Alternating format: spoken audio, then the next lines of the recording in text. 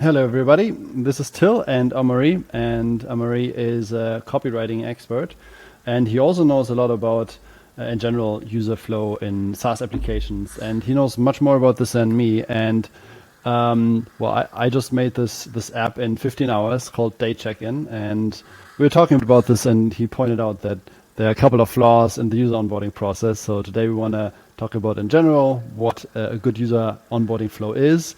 And then also maybe how we can fix our app. Is that good of an intro, Omori? Yes, it is. Hi, everyone. Cool. Let me quickly share my screen and show you what we got right now, and then we can even go into the things that you suggested. Okay. Let me quickly share my screen here. So that's the app we're having right now. And this is not the right screenshot. This is like a sample screenshot. So the landing page needs to get adapted a bit. We're still working on that. Yes, of course. What we do have is the working app. So if we log in here, there's some issue here which should be gone. Okay, can log in. And this is just like some kind of dashboard where it says how many days you have. And then what you can do is you can put in your daily to-do list and tick the things off. So now I just put this here, right? So I had calls with those two girls and now you, so I can tick this off. And the idea is that I can close the day so that my team knows that I've been doing everything today and I'm logging out now. Then I can also write down ideas that I have and encounter these problems. So we can say, okay, Yes. we close the day now, cool. And I also have the sharing feature where I can share my link with other people, and then I can also log into their thing. So here, this would be the to-do list of Zach. He didn't put anything in here. Yes, today. We can go back. Okay, there's no entries. Yeah, but basically this is the idea. That's what we got so far. Yeah, and now we have this thing that you made. Shall we go into this, or what should be our next step? What do you think, Omari? Yeah, you can show to our viewers the use pastel that I did, which is like a screening of the different pages, with comments, and then I can explain, there are different parts when it comes to onboarding, and one of the most important is in-app onboarding. Okay, so I've basically taken a picture of the different pages that you have. Okay, and the idea is. So first of all, what's the importance of having a good onboarding? The importance of having a good onboarding is if you manage to onboard people well, especially if you have an app that's not so easy to understand, you're gonna help people to discover the capabilities of the app.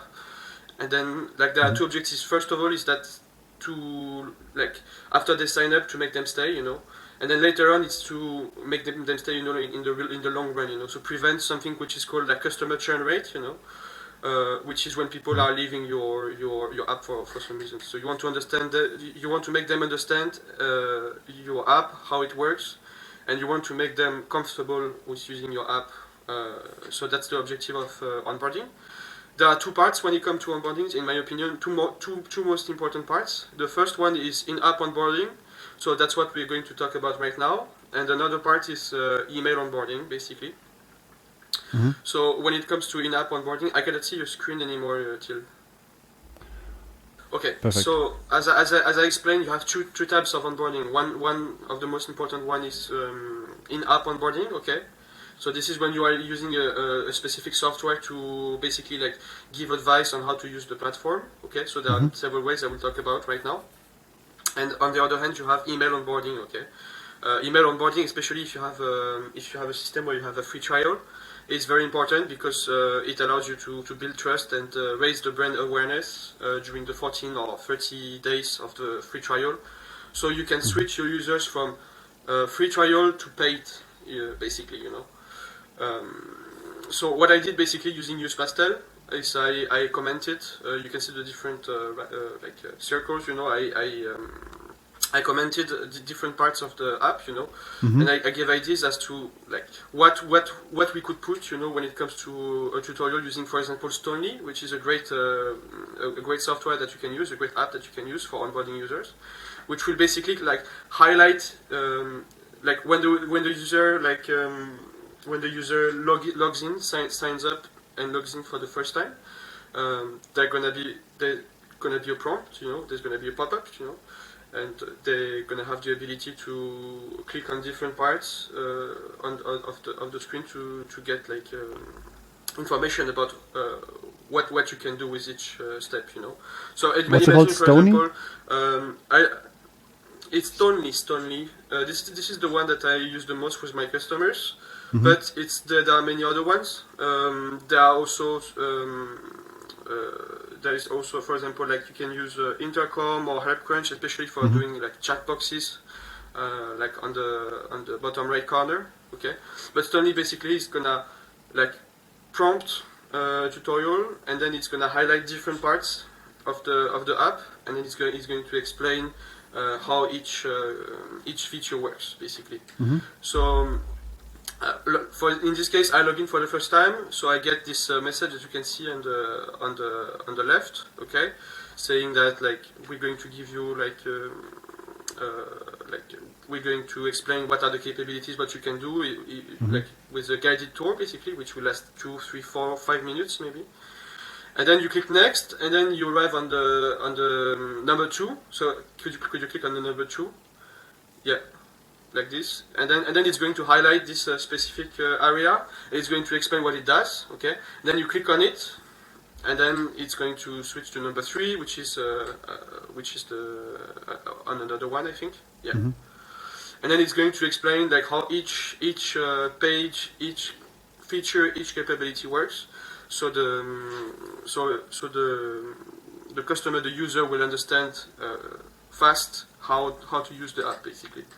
So this is, in my opinion, this is very important, But one common mistake that people often make is that they overdo it, kind of, When it comes to onboarding, you should not like put too many steps, and in order to avoid annoying your user, you have to give a very good first impression. So for this reason, unless you have a really really complicated app, you can have like maximum 5 to 10 steps, if you are using Stonely for onboarding. And I highly recommend that you use Stonely or another widget that can do the same thing, basically. Okay, that makes sense, yeah.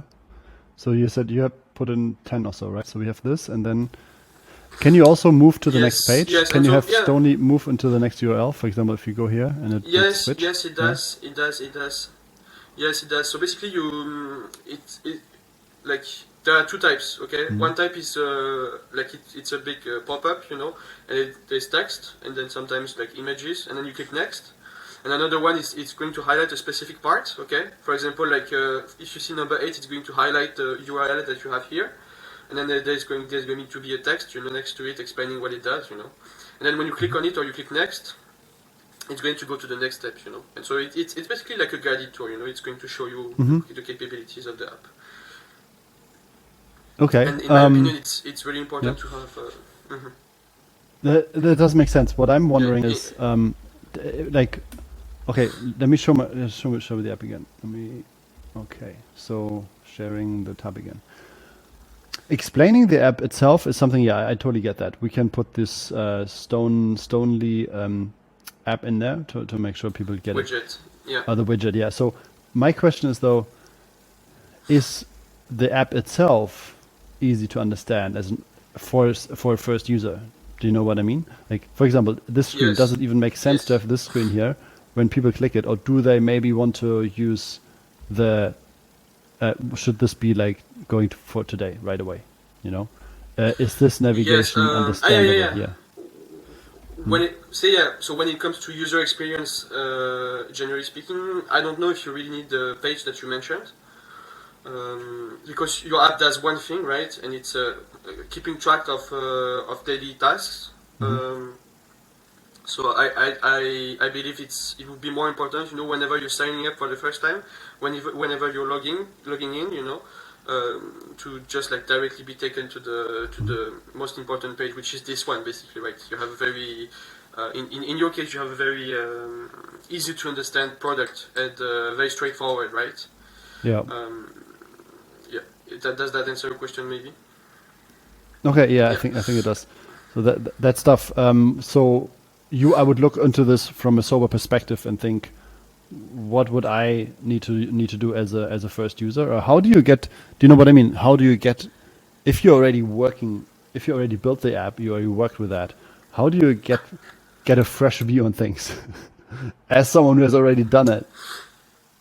Yeah, if you want to, so imagine, for example, you tell Carlos you created the app, okay?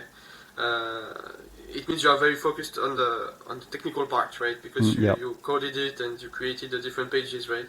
So what I would recommend in this case, very simple, you just ask an outside person, to try to use the app for the first time.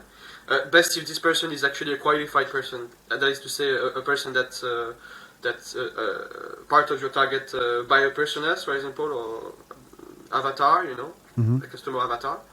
And then you ask them to basically go to your website, create an account, log in, and then like you ask them to take notes, or like if you can see them physically or have a video conference with them, you ask them in real time, what they think of the different pages. Do they understand what's happening, And then they're going to take notes. They're going to take notes of the different things that they, for example, didn't understand at first, and then like the things that they think could like prevent them from using the app, for example. If there are things that are really important when it comes to that. You see what I Okay. mean? So it's important to have a fresh view, basically. You need to ask an outside person, especially a person that's in your target by a personas, I think. Could technically also use Yeah, something like this, and right? then Do you know this yeah, guy? like this. What do you mean?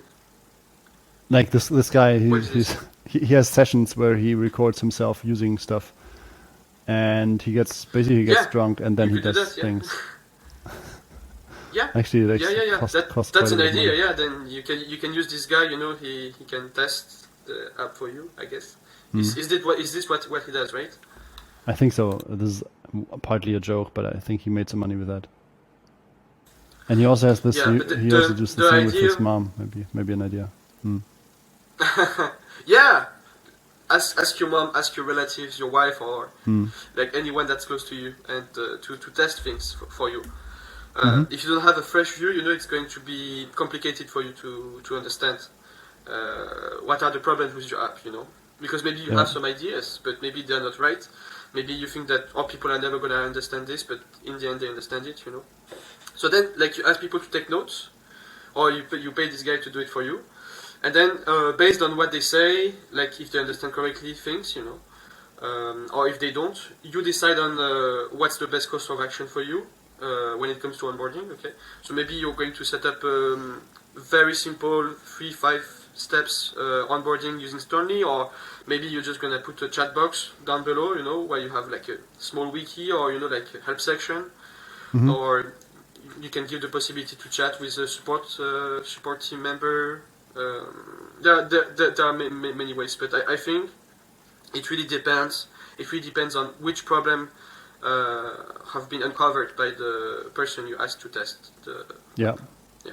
That makes sense. Okay, so I'm first gonna ask some people how they like the flow in general, and then Yes, I would at the exactly. same time put the Stonely in there and see if they understand it better, and then see what I need to optimize. Yeah, no, yeah. First ask them, take notes.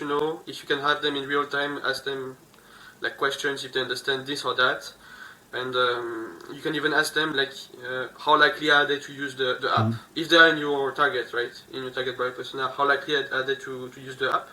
What's preventing them if they have any objections? For example, like when it comes to your app, Slack can do it, right? Slack can do the same thing, or there are many other apps that can do like that can also do it. Slack is a good example because you have like bots that you can set up to do exactly the same thing as you do. So then you can uncover the objections. If people are already using a similar solution, you can uncover what are the objections, what are their worries when it comes to this app, and Okay. what would prevent them from using it, basically. Because when it comes to a SaaS, you have a particularity compared to other businesses, is that you have to attract customers, but you also have to retain them. That's the whole point when it comes to onboarding. Onboarding is there to help you retain your customers, to prevent them from leaving the app. Well, at least leaving the app in the that's first one of time it. that they are doing stuff, right? Yeah, So, yeah, of course, and then also in the long run, because if you have a subscription-based service, then it's more important, you know.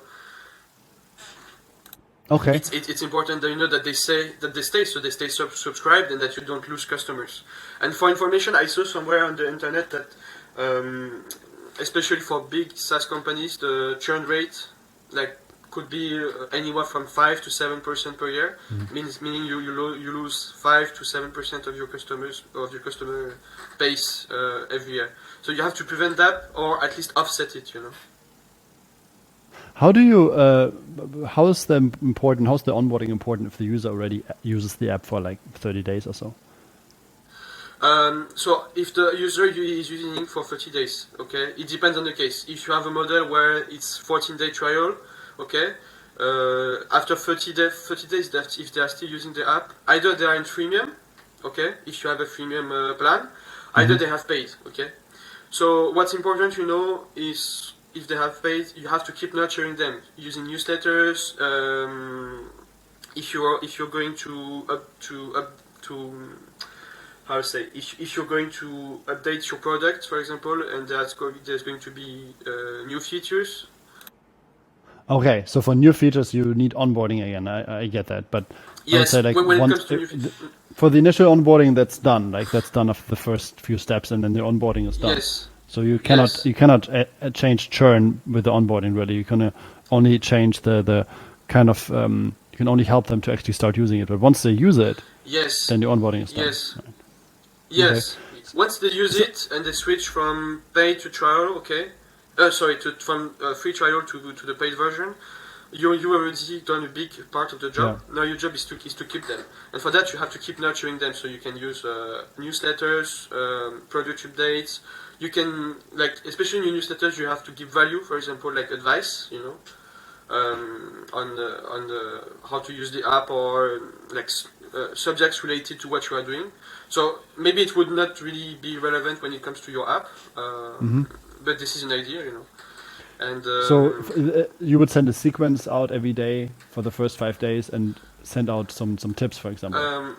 you mean How would you do that? right after the person signs up for Maybe, the first yeah. time? Yeah, this is a different problematic. Okay, when it comes to the first 5, 10, 15 days, especially if you have a free trial model, or even if you don't have, this is the moment when you really need to accelerate when it comes to email marketing.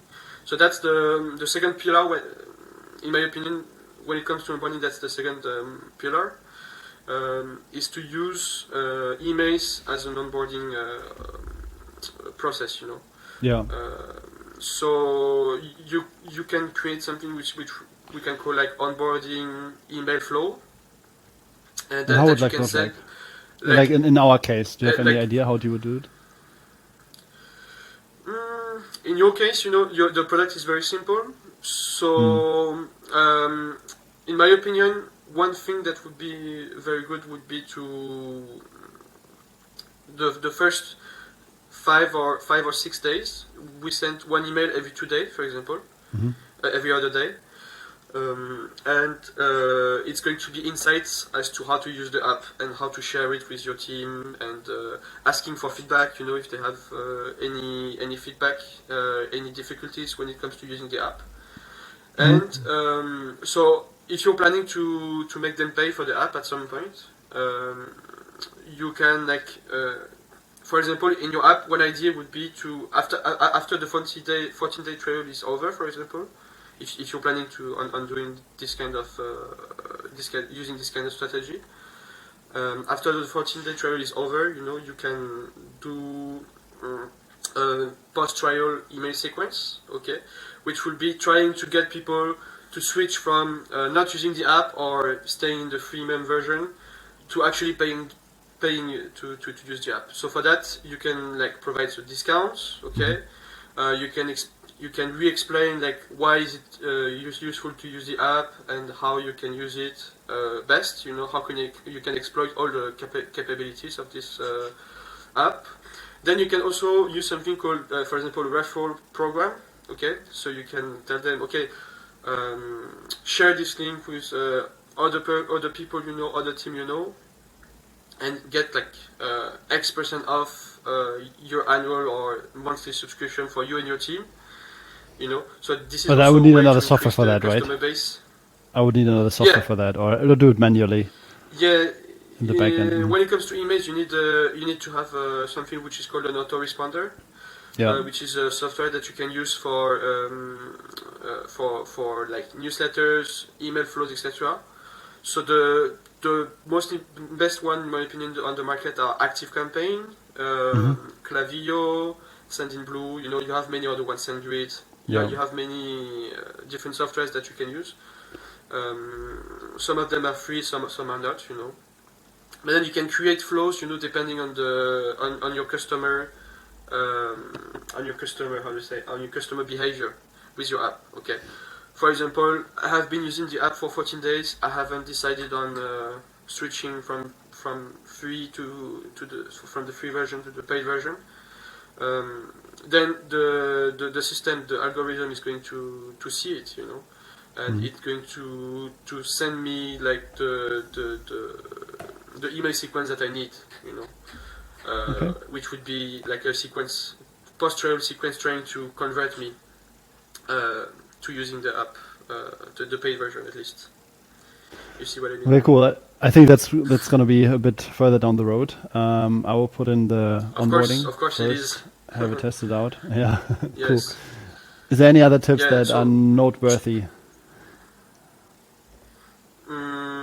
What do you mean? Like in terms of onboarding, is there anything that we might have forgotten that we should put into roundup? So just to sum up, you know, when it comes to onboarding, you have to. So first of all, when you have MVP or even the app like that's recorded, you know, send it to your friends, send it to your relatives, or pay someone to do it to test it out for you. Ask them if they understand and how likely they are going to use it. Okay. Yep. And note down what are their objections. And then based on that, you know, you create in-app onboarding. You can use Stony, you can use Help Crunch, Help Scout, you know, different apps that you can use, you know. So either like a tutorial using, for example, Stony or other ones, or you can use you can have a chat box, you know, with a wiki or like context-based messages appearing, explaining different capabilities, you know, or giving advice. I think Intercom can do that also. It's another one software that you can use. Okay. Yeah, those things. And then on the other hand, after you have settled on an onboarding process, in-app onboarding process, you need to set up also an autoresponder, which is a software to send the emails and to create the flows. And then you need to create an onboarding sequence, you know, where you explain. So the most important things are social proof. Like when it comes to the content of those emails, is social proof. Okay, so explaining customer success stories if you have any. So it's not really relevant when it comes to your company, I think, right now. Then features highlight. Okay, so highlighting different features of your app and how they can help your target buyer persona solve their problems, because you're solving a problem, right? And then these two are the most important ones. And then referral program, or then more like special deals and you know, like sales emails, basically. You know, this is the third and fourth type that you can send. Like the third and fourth type of email that you can send during the onboarding flow, basically. Okay. Well, once it comes to that, I'm gonna reach out to you again so we can actually write those emails. Of course. Yeah, cool. But it's nice. It's further down the line, definitely. Gonna be right couple now, more weeks. most important would be having a MVP, which you already have, and then making people test it, asking them what are their objections, why they would use the app, why they wouldn't, do they understand everything, how it works, are they going to use all the capabilities, what we need to explain. Then you can see exactly where you need to focus, when it comes to the onboarding. And then based on that, Yeah. you make a decision as to how you're going to do the onboarding. Okay, so Sternly or other apps, widgets, etc. Yeah. that you can use. And then later on, you need to think about email onboarding, basically. That's the two Yeah, pillars. that's gonna come for sure. Yeah. Awesome. Thank you so much. That's cool. Yeah. Omari, how Thank you very much for how your time. how can how can people reach you if they wanna maybe get your copywriting services or onboarding help? Yeah. What's the best way? So I work both on the French and international market, let's say. I have an Upwork profile and a LinkedIn profile. Maybe we could link it in the description of this Yeah, video. I think LinkedIn would be best, right? Yeah, that would be the best. So my LinkedIn and Upwork profile.